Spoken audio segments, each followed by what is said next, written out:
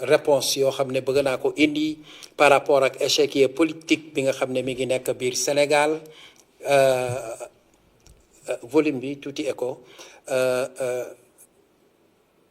voilà échiquier politique bi nga xam ne mi ngi nekk fii ci biir Sénégal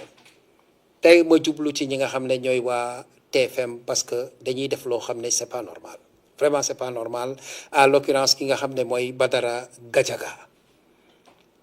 sur le plan technique bëggoon naa leen tegal li nga xam ne wax na ko mais comme yoruma ko fii je pense que damay dem ak ni ma ko déggee parce que doon na koo xam ne ça fait un peu longtemps ñu toog di ko déglu ci média Sénégal bi muy wax rek di wax lu ko neex di yàq deru ki nga xam ne mooy Ousmane Sonko te defe naa boo toogee di ko déglu nga analyser ko psychologiquement di nga xam ne kii di Badara Gadiaga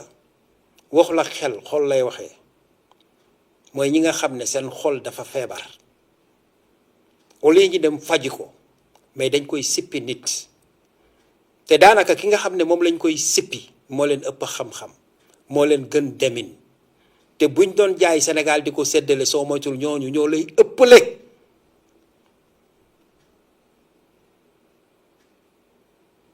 mais nga taxaw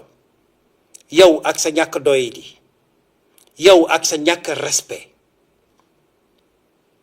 bëgg a tuutil doomu aadama boo xam ne buñ koy seet ci baatin ci zaahir ak fépp moo la gën ndax kooku du toog ba wax ci yow du toog ba tudd la du toog ba lijjanti sax yow ban yoon ngay jaar kon je pense que la meilleure façon mooy boo toogatee ci sa télé boobu di waxtaan waxal xam-xam ndax ñi lay seetaan loolu la ñu soxla ñi lay seetaan ku leen wax dëgg boo xam ne day jëmale réew mi kanam ci loolu la ñuy yaakaar moo tax ñu toog ci la seetaan kon xëtër bi xataraayu bi jaay jomba ñaaw bi ngay xam ne yaa ngeen koy def ci biir télévision boobu c'est pas du tout normal du lu rafet du lu rafet ndax loolu mënu leen ci wax ba ñu xëy teg ko ci école yi di ko jàngale mënu leen ci wax ba ñu jël ko def ko ay vertu yoo xam ne moralement dañ ciy éduquer li nga xam ne mooy sénégalais yi lu dul vous êtes en train de montrer la haine dama bañ kii bëgguma ko wala tu as été corrompu wala ñu jënd la wala ñu jox la xaalis ne la kat toogal ngay ŋàññ diw toogal ngay wax lii diw toogal ngay yàq deru ki nga xam ne mooy Ousmane Sonko man je ne suis pas de Pastef mais quand je critique quelqu'un dama koy teg ci condition yu leer dama koy teg ci affaire yu leer te daf may wóor balaa ma ciy wax mais yow en parcourant li nga xam ne yaa ngi koy wax chaque jour ñi koy jot ci réseaux sociaux yi wala ñu koy balancer pour ñu wax ci vraiment il est temps que nga changer ta manière de faire mais bu dee xaj nga nag le chien ne change jamais sa manière de s'asseoir continuel di nekk xaj ñi lay seetaan toog di la xool nga nekk xaj boo xam ne yaa ngi mbaw guddeeg bëccëg et personne ne te respecte ndax ki ngay waxal kilifa la ki ngay waxal bu dul dara montre na Sénégalais yi ne il est le père de la révolution ndax il est la seule personne boo xam ne taxaw na ci àddina di xeex li nga xam ne mooy nguur dem ba jege ko ñu ne ko kat yow duñ la bàyyi ko dem parce que boo yéegee système bi yëpp day nërmeelu ñu def le tout ba bloqué ko mu ne non man waruma nekk blocage projet bi damay joxoñ nit te ñu bu ko joxoñee na ko ñoo ñu fal Badara Gadiaga boo toogee ci sa télévision boobu di wax réfléchis sur ça ak lu Sonko munti def il faut même le catégoriser de diable bu la neexee mais bés boo toogatee ti wax na nga wax li ngay wax ba pare mais bul ci fàtte dolli ne il est là la seule personne dans ce monde boo xam ne toog na pouvoir taxaw nii mu taxaw nii jege ko ba bëgg a dee mu tourné joxoñ nit saa yoo waxatee bu la neexee nga ne Sonko dëmm la bu la neexee nga ne Sonko nooxoor la bu la neexee nga ne Sonko moo gën a bon ci àddina bu la neexee nga ne Sonko lu la neex catégoriser ko mais quand tu fais ta conclusion n'oublie pas de dire que moo joxoñ ki nga xam ne moo toog nekk président fii ci Sénégal tey na nga fàttali Sénégalais yi ne si c'était pas Ousmane Sonko Macky Sall du laxas ay dëbësam te ne réew maa ngi nii soo leen ko jël siwul keneen jël si ko ndax Macky Sall était prêt pour faire un troisième mandat devant tes yeux te yow nga xam ne la constitution sénégalaise nanguwul li nga xam ne mooy troisième mandat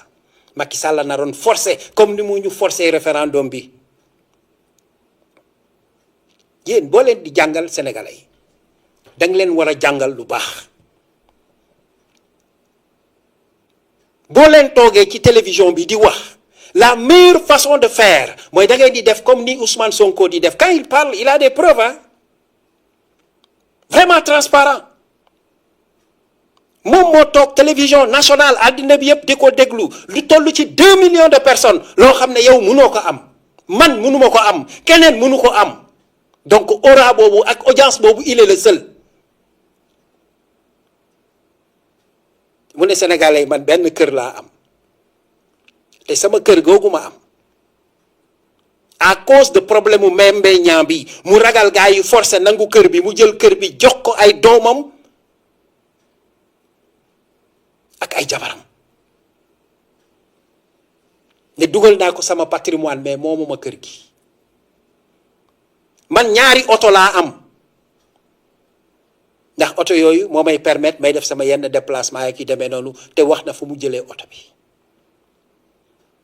caisse noire bi ngeen di tibb di jooy di yuuxu il l'a très bien expliqué mais maintenant où est le problème où est le problème mais il faut partir dans les banques wala ngeen dem ci crédit union yi wala fépp foo xam ne doomu aadama mën na fa denc xaalis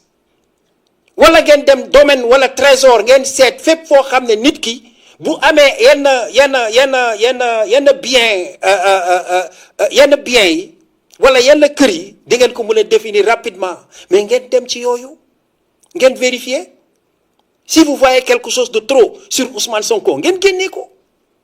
moi je pense que c'est la meilleure solution parce que waa ji il vous a montré transparence wal na leen leadership wal na leen ne dafa dëddu àddina parce que ki nga xam ne yow ñoo ngi lay fay lu toll ci 4 millions 500 si je ne me trompe pas nga ne xaalis boobu du ma ko laal dama koy dajale pour ñi nga xam ne ñooy les victimes bu xaalis bi tolloo ci benn montant ma jël ko séddale leen ko pour mu jëriñ leen mais Badara Gadiaga bu la loolu doyul lan moo lay doy ci àddina place boobu la waa TFM toog il faut le mériter yow yaa njëkk a saaga waa TFM devant tout le monde amul loo waxul Youssou Ndour amul loo waxul TFM à cause de Idrissa Seck tey yow yaay toog ci télé boobu ñi lay ngem ba jox la doole nga taxaw naan da ngay dal ci ki nga xam ne mooy Ousmane Sonko xalal man je ne suis pas un Sonko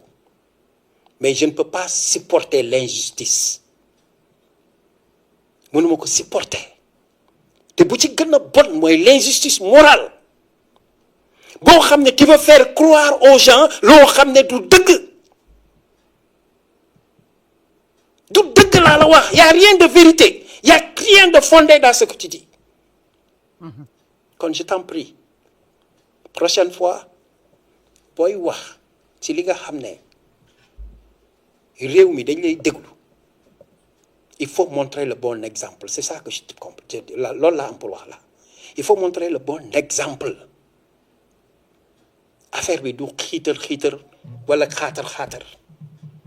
mais c'est de prendre ta responsabilité wax sénégalais yi liy dëgg te jarul dëpp jarul yuuxu jarul saaga jarul xaste jarul leneen Et si vous pensez que être dans une télévision avec beaucoup de moyens pour toog wax li leen neex, moi je pense que vous avez raté votre objectif. Vous l'avez complètement raté. Xam nga lan ngeen di wut? Buzz. Te loolu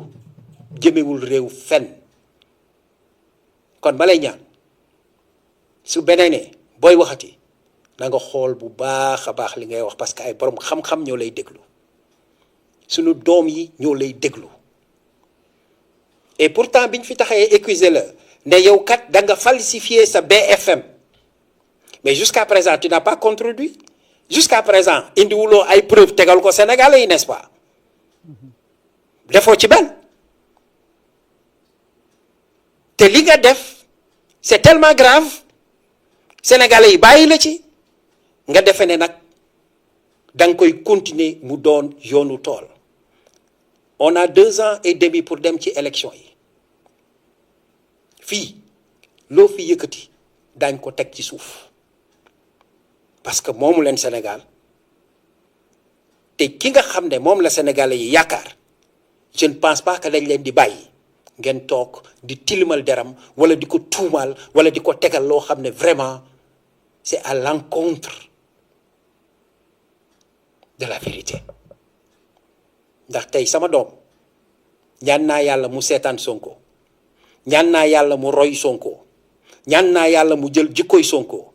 mais ñaanuma yàlla mukk samay doom jël ki nga xam ne mooy jikko Badara Gadiaga, parce que tu n'es rien d'autre qu'un médiocre. Et les médiocres, man je pense que war nañu xam seen place. Àddina bi du saagante wala xastante wala wax bu ñaaw. Àddina bi dafa jar nga toog sometime di positiver. Te ku la sut ne ko njool mi soo bëggee noppalu. Pour jot ci Ousmane Sonko may dalal xelu Sénégalais yi gis nga Macky Sall ak téeméer yu mel ni moom mën a luñu mënu toll ni tarfataaye, parce que man yàlla daf ma may musuma sàcc, musuma jël lu ma moomul, def naa 15 ans aux impôts et inspecteur principal des impôts et domaines, yor brigade de vérification. lu fi nekk ci entreprise bu mag muy cimenterie muy banque muy assurance muy leen vérifié naa la. Contribuable musa mën a taxaw ne man mus naa jox Ousmane Sonko fukki dërëm mu jël wala mus na maa ñëw laaj fukki dërëm munul am, amul, parce que man ci loolu lañ ma yare, jikko, diine, ngor, xaalis fu ma fekk ba ma fa, parce que bëgg naa dërëm bu may yóbbu sama kër mu doon lu ma leew doom, parce que sama njaboot laa ci sédd. Kon je pense que c'est clair, lépp leer na. Donc aujourd'hui cette émission dama ko dédié ki nga xam ne mooy Badara Gadiaga de la TFM. Donc je pense que war na dégg li nga xam ne wax naa ko et puis aussi war na dégg li nga xam ne Ousmane Sonko wax na ko. Donc képp koo xam ne rek par exemple gis nga ne Ousmane Sonko dafa def loo xam ne lu dëng la, am na foo mën a jaar pour dem lijjanti ay preuves. Et moi je pense que c'est ça l'essentiel. Si vous n'avez pas de preuves, il est temps que ngeen noppi te bàyyi Sénégalais yi ñu doxal. Loolu rek am solo. Donc maa ngi leen di gërëm di leen sant di leen xamal ne ba samedi prochain incha allah. Tey nag dañu sàcc waxtu bi nga xam ne mooy waxtu leeru dëgg jéem ci def suñu émission c'est pas normal maak Moustapha, et je pense que d'ici peu bu neexee yàlla dinañu fixer date bi comme il le faut, heure bi nga xam ne c'est pas normal si lay jàll après la semaine prochaine bu neexee yàlla. Donc maa ngi leen di nuyu yéen ñëpp di leen gërëm te di leen xamal ne na ngeen am gàmmu ak jàmm, dem Tivaouane, dem kër Medina Baye, dem fépp foo xam ne dañ fa war a gàmmu ngeen dem fa si jàmm, dellu si jàmm. Te aussi di ñaan chauffeur yi nañ ko teg rek ci yoon, dawal ndànk ba nga xam ne daañu mën a yóbbu les pèlerins ñëpp dem dellu si waat ci jàmm, fekk si waat seen njaboot, et puis di leen jaanal gàmmu jàmm 2026. Wasalaam, jërëjëf.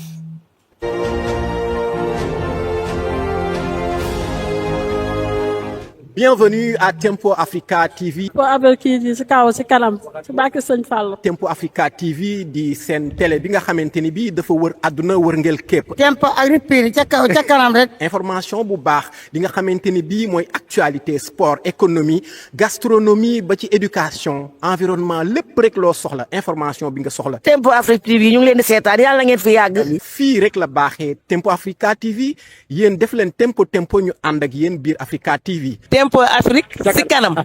xibaar yu wér yu leer yu wóor yu ànd ak tempo boo xamante ni bii. yàlla na leen yàlla def xéewal defal leen li ngeen bëgg seen bi yàlla gën koo setal yàgg nañ fi lool. Mais Tempo Afrique TV, c'est l'Afrique, c'est une chaîne à suivre, une chaîne à regarder. C'est une chaîne multidimensionnelle. bu ngeen ko consommer di ngeen am jàmm.